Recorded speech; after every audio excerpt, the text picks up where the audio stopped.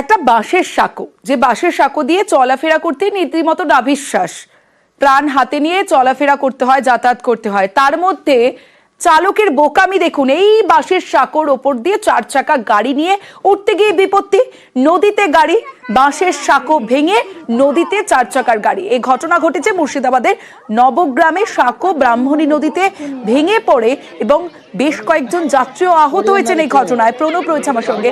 প্রণব, হঠাৎ করে চালক 4 চাকা গাড়ি নিয়ে এই সাঁকোতে উঠতে গেলেনই বা কেন?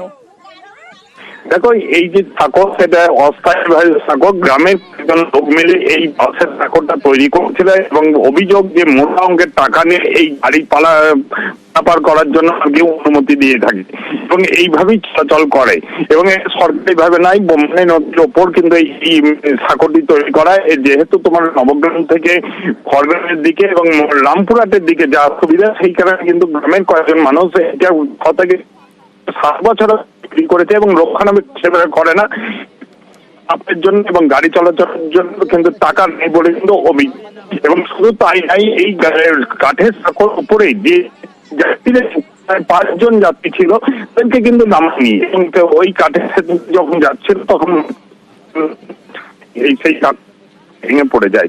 তবে 2 জন যাত্রী খুব গুরুতর আহত হয়েছে, তাকে রামপুরহাট হাসপাতালে নিয়ে যাওয়া হয় এবং খড়গ্রাম থানা।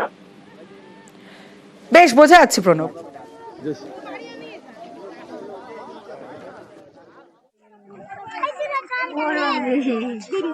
নিজে তৈরি করে নিজে পাবলিকে গাড়ি ঘোড়ার টাকা পয়সা নেন, এটা অনেক দিন হয়ে গেল। ব্রিটিশটা নিশ্চয় যে তার কোনো গন্ডগোল হয়েছিল।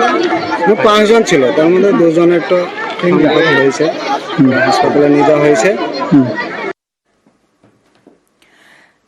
মুর্শিদাবাদ থেকে এবার সরাসরি চলে যাব পুরুলিয়ায়। জেলা থেকে সরাসরি সবশেষে আপনাদের দেখাবো সুখা পুরুলিয়ায় জলের অপচয়। দেখুন, পুরসভার দেওয়া কলের জল যাচ্ছে ড্রেনে, কারণ সারাদিন এভাবেই কল চালু। কল বন্ধ করার ব্যবস্থা নেই।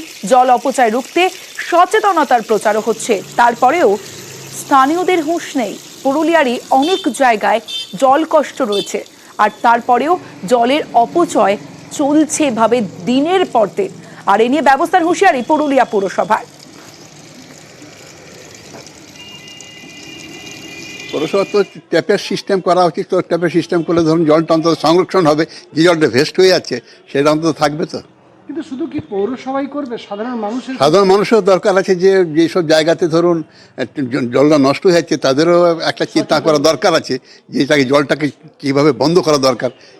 ধরুন যে হয়তো এই এরিয়াতে জলটা নষ্ট হয়ে যাচ্ছে, তো সবাই মিলে কিছু চাঁদা করে আর ওটাকে ট্যাপ কিনে নিয়ে, কিন্তু ট্যাপগুলো থাকবে না, কেউ খুলে নিয়ে চলে যাবে। সমস্যা হচ্ছে এইটাই। আমি চাইবো যে জলটা যাতে মানে সংরক্ষণ করা হয় এবং জলটা যাতে নষ্ট না হয়, ওয়েস্ট না হয়। আমাদের সঠিকভাবে যদি জল সরবরাহটা সচল রাখতে হয় শহরের বুকে বাড়ি বাড়ি, তাহলে স্ট্রিট ট্যাপ, যেখানে অযথা জল নেওয়ার কেউ নেই, ম্যাক্সিমাম বাড়িতে জলের সংযোগ হয়ে গেছে, সেই স্ট্রিট ট্যাপগুলো অবিলম্বে বন্ধ হওয়া উচিত। আমরা বেশ কিছু জায়গায় পদক্ষেপ গ্রহণ করেছি, মাঝখানে কাজ বিভিন্নতে থমকে আছে। আমরা খুব শীঘ্রই আমাদের ডিপার্টমেন্টকে নির্দেশও দিয়েছি, বিভিন্ন জায়গায় নাগরিকদের কাছে আবেদন জানিয়েছি যে যেখানেই জল অপচয় হচ্ছে আমাদের হেল্পলাইনে ফোন করুন।